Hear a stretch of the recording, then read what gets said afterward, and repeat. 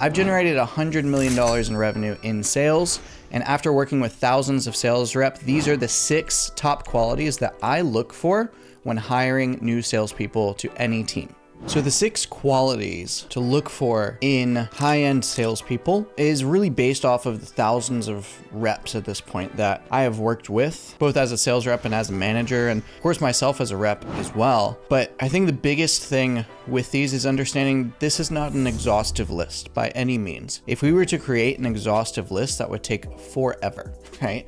There can always be something more that you can be doing. There can always be another quality that you can exude more of. And so these 6 are just based off of what I've seen personally as a manager, as a consultant, as a sales director, as a sales rep myself, in terms of the people that consistently perform the highest on any team that I've been a part of.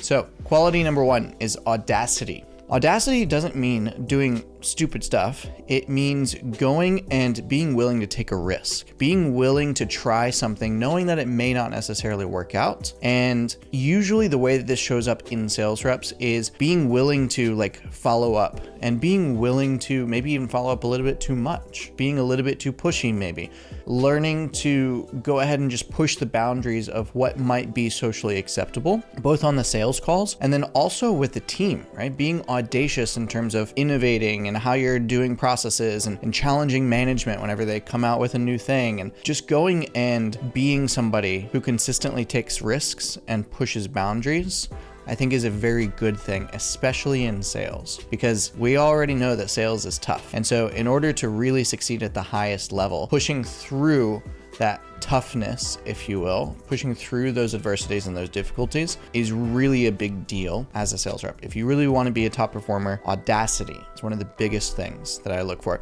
Number 2 is then repetition. Are you able to do the same thing over and over? Do you have a history of being able to do that? Now, this is different from discipline, which is the 3rd quality, but I'll get into that in a second. Repetition is all about going through and being able to do the same thing over and over without getting bored, right?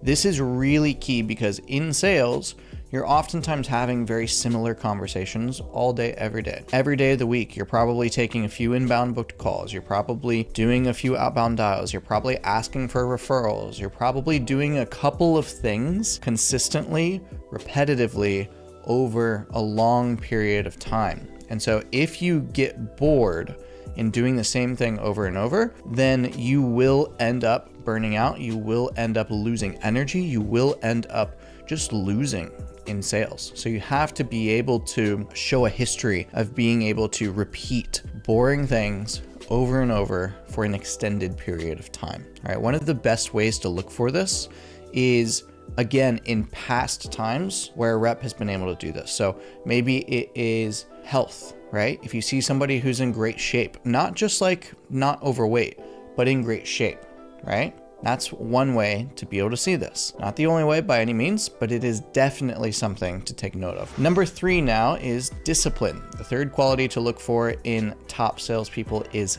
discipline.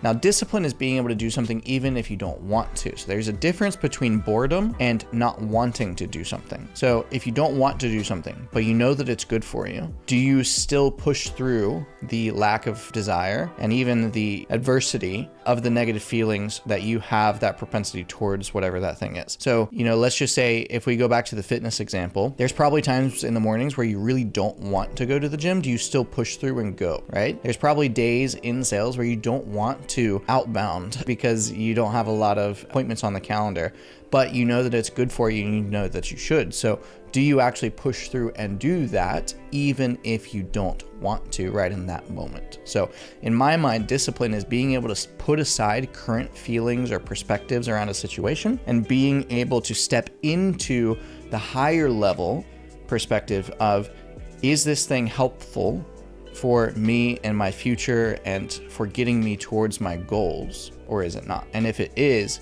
then do you push through? Very, very simple. Number 4 is intuition. I want to have people on my team who have intuition, who understand that sometimes you got to follow your gut feeling. You got to follow what it is that you are intuiting at any given time. Maybe it's like when you're on a call with a prospect and you feel like there's just something going on, right? Do you follow that? Is there something off in terms of this conversation? Are they maybe not sharing something with you, right? Do you have that intuition and do you follow it? Do you dig into that, right? Do they say on the call, hey, it sounds like everything is checking the boxes here, but I feel like something is off. What is that? Like, what's going on? Do you actually follow that intuition? And it can happen on sales calls and off sales calls. It's very, very important. And as long as you have a leader who, yes, follows intuition, but then also respects data and numbers and proof, that's a very good thing. Because one of the biggest objections that maybe you're listening to this and you're like, I don't know if I want reps that will just follow their gut instincts and their intuition, because maybe it's wrong. Maybe they're just feeling something in the moment that isn't necessarily true, and I don't want them to follow that. And that is your job as the leader to be able to help reframe that person into that perspective, into that mindset. But I would rather have reps who go with that intuition that I have to rein back, rather than the opposite, who just like wait around and don't actually say the thing that they feel like they need to say. And then you just have a bunch of timid people on your team who don't really get much done in terms of like the exponential growth side of things. So number 5, the 5th quality of top sales reps is confidence. This is huge. People talk about it all the time, but you'd be surprised how many times I've interviewed sales reps and they just don't speak confidently about themselves, about the product. Whenever we're even just practicing or role playing, confidence is one of the biggest key points that a salesperson needs to be able to turn on and off. We all know like curiosity in sales is a very big deal, and sometimes people might think of curiosity and confidence as opposite sides of the spectrum, and I think in some ways they are. And so being able to shift between being curious and being confident on demand is a very big skill that I look for in sales reps. Because if we get to the point, let's say we're in the call and I as a salesperson believe wholeheartedly, based off of all of the things that we've discovered so far in the conversation, that we can help you and what we do will actually solve the biggest constraint in what you're doing right now and help you achieve the goals that you have for yourself and your future and your family, I want to be able to convey that with confidence, because confidence is 100%, it's transferable, right? It's attractive as well. And at the end of the day, it spreads like a wildfire. So confidence is number 5. Last but not least, the 6th quality that I look for in quality salespeople and top salespeople is character.